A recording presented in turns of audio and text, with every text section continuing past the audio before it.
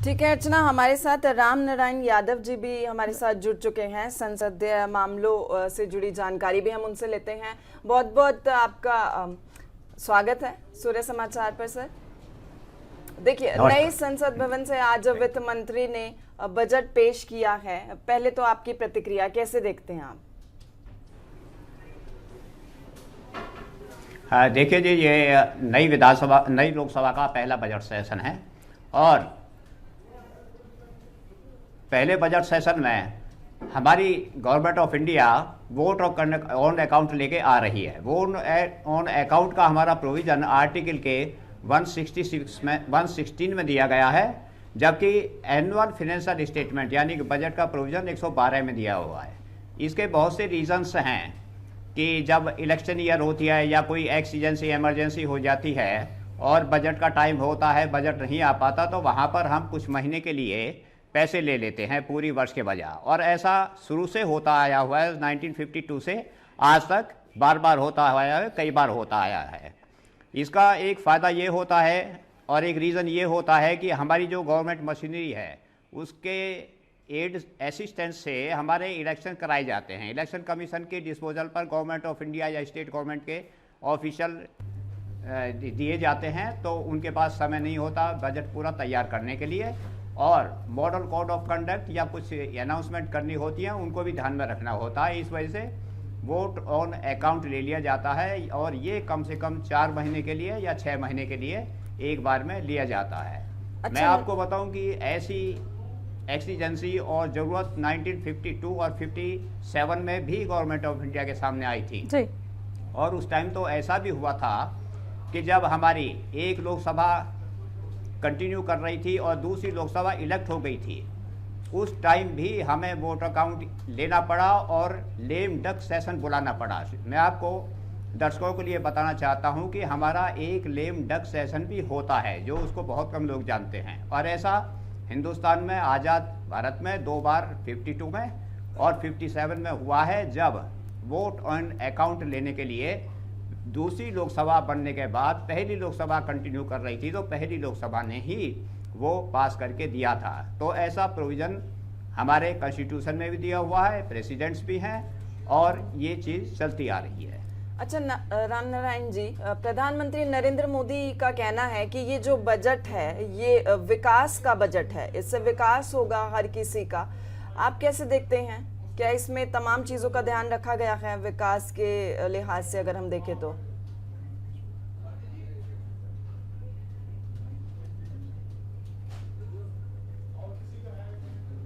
देखिए, जहाँ तक इसके प्रोविज़न की बात है, मैं उसके बारे में नहीं कहता, लेकिन गवर्नमेंट की सारी वेलफेयर की स्कीम होती है और सभी डिपार्टमेंट इसमें इंक्लूड किए जाते हैं, लेकिन उनके लिए लमसम अमाउंट मांगा जाता है गवर्नमेंट का। उसमें लेंथी प्रोसीजर या लेंथी एक्सरसाइज नहीं की जाती।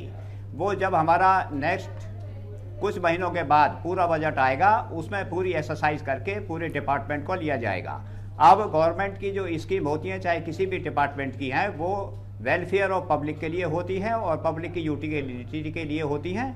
इस पर एक बात और मैं बताता हूँ आप लोगों को, दर्शकों के लिए, कि वोट ऑन अकाउंट पर ज़्यादा बहस नहीं हुआ करती।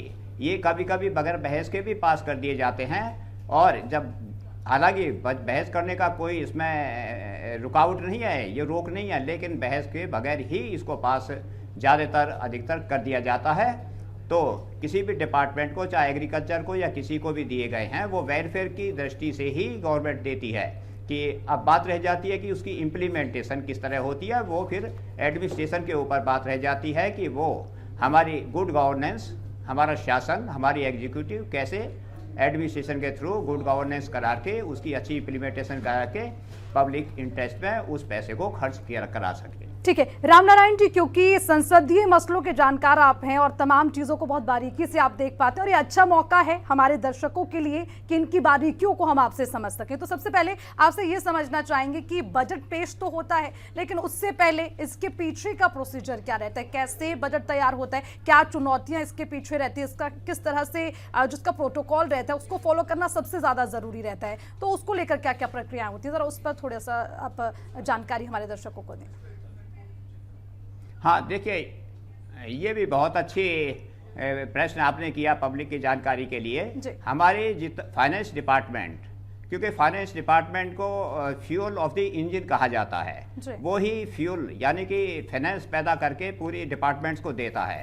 फाइनेंस डिपार्टमेंट 5-6 महीने पहले कम से कम फाइनेंशियल स्टार्ट होने से पहले अपनी एक्सरसाइज स्टार्ट कर देता है। जी। सभी डिपार्टमेंट्स को वो कह देता है कि तुम्हारे पास कितने पैसे खर्च करने हैं और कितनी तुम्हारी इनकम है। उस इनकम के हिसाब से जितने तुम्हारे रिसोर्स हैं पैसे आने के, जितने तुम्हारे पास पैसा है, उसके हिसाब से आप अपनी स्कीम बना के दीजिए, अपने काम को बना के दीजिए और उस पर जितना पैसा खर्च आता है उसको दीजिए।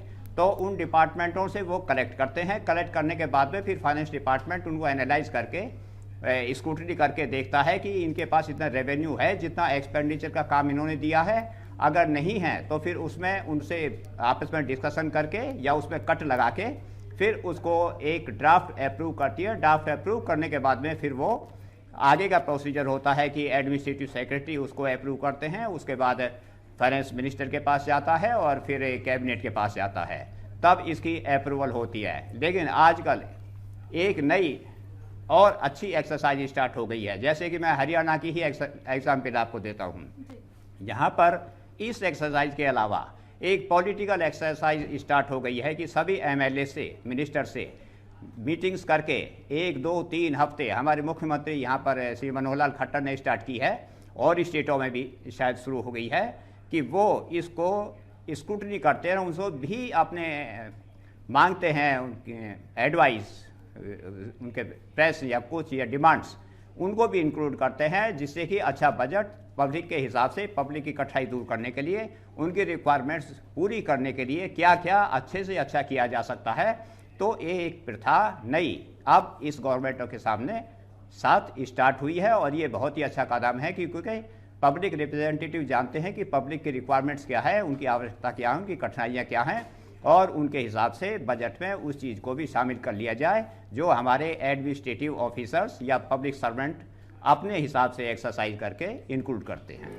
रामनारायण जी, एक और सवाल आपसे। आप और मैं शायद इस बात को समझ सकते हैं, लेकिन हमारे दर्शकों के लिए, क्योंकि बहुत से ऐसे लोग हैं जो अंतरिम बजट क्या है उसको सिर्फ बजट के तौर पर लेते हैं और अगर वो इस तरह से ले रखे हैं तो शायद उन्हें ये लगता है कि इस बार बजट में कुछ नहीं रहा, कोई राहत नहीं रही है। तो ये थोड़ा सा डिफरेंस भी हमारे दर्शकों को आसान भाषा में समझाइए कि इसे अंतरिम बजट क्यों कहा जाता है या पूर्ण बजट क्या होता है, इन दोनों के बीच का फर्क क्या होता है, वो थोड़ा सा हमारे दर्शकों के लिए आसान करते हैं।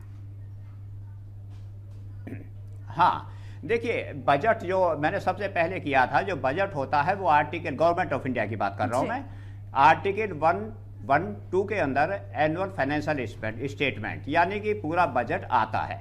पूरा बजट वो होता है जब पूरी साल के लिए होता है जी। और उसके ही हिसाब से गवर्नमेंट के में सारा पैसा खर्च किया जाता है। तो पूरा बजट तो पूरा साल का हो गया। मैं पहले सबसे बताऊं, जो अंतरिम बजट जो आपने बताया जिसको वोट्स ऑन अकाउंट कहते हैं, वो आर्टिकल 116 में आता है और वो होता है कि जब सरकार के पास समय नहीं होता या कोई ऐसी रिक्वायरमेंट आ जाती है कि बजट बनाने नहीं पाते तो वो अंतरिम बजट लेके आ जाते हैं जिसको वोट्स ऑन अकाउंट कहते हैं। ये 4, 5 या 6 महीने के लिए होता है जो अंतरिम होता है। पूरा बजट उसके बाद में पूरे साल के लिए कुछ महीने बाद लेके आना होता, तो ये अंतर इसमें विशेष होता है। अच्छा रामनारायण जी, एक सवाल मेरा आपसे कि जब बजट पेश करना होता है तो कुछ प्रोसीजर को फॉलो करती हैं वित्त मंत्री भी। सबसे पहला एक प्रोसीजर होता है, फोटो सेशन होता है अपनी टीम के साथ। एक फोटो सेशन जब होता है तो उसकी क्या अहमियत होती है?